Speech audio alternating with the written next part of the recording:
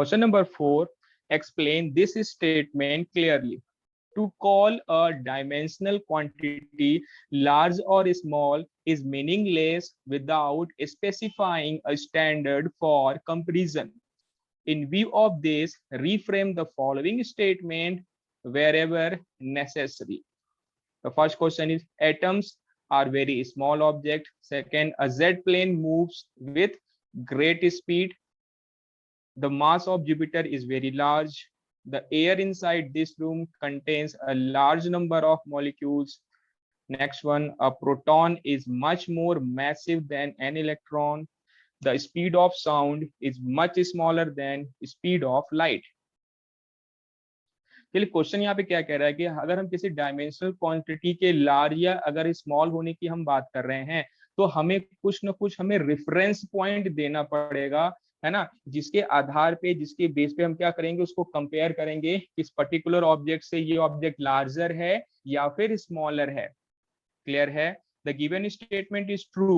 ये statement तो बिल्कुल true है आपका, because a dimensionless quantity may be large or small in comparison to some standard reference. For example, the coefficient of friction is dimensionless. The coefficient of sliding friction is greater than the coefficient of rolling friction, but less than the static friction. यानी हमारे पास यहाँ पे comparison हमने यहाँ पे set कर रखा है। चलिए वन बाय वन सारे हम एग्जांपल सेट कर लेते हैं। पहला क्या देखा है, atoms are very small object. तो इसके लिए हम क्या करेंगे, हम किसको कंपेयर किसको बेस बनाएंगे, हम बेस बना सकते हैं, जरूरी नहीं कि जो मैंने आंसर किया वही आंसर आपका हो, आपका उससे मिलता जुलता थोड़ा सा आंसर डिफर कर सकता है। An atom is a very small object in comparison to a soccer ball.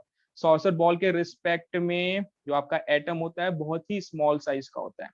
Second, a jet plane moves with a great speed. तो इसको हम रेफरेंस क्या दे सकते हैं, a jet plane moves with a speed greater than that of the bicycle. यानी जो हम साइकिल चलाते हैं उस साइकिल से अगर हम कंपेयर करें जेट प्लेन तो वो बहुत ही ग्रेटर स्पीड से मूव करता है। सी क्या कह रहा है, the mass of Jupiter is very large. तो इसको हम रेफरेंस किसका देंगे, the mass of Jupiter is very large as compare to the mass of cricket ball.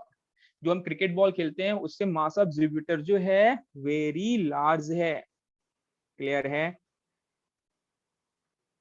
अच्छा, next, the air inside this room contains a large number of molecules. तो इसको हम कैसे एक्सप्लेन कर सकते हैं with standard comparison. The air inside this room contains a large number of molecules as compare to the present in a geometry box.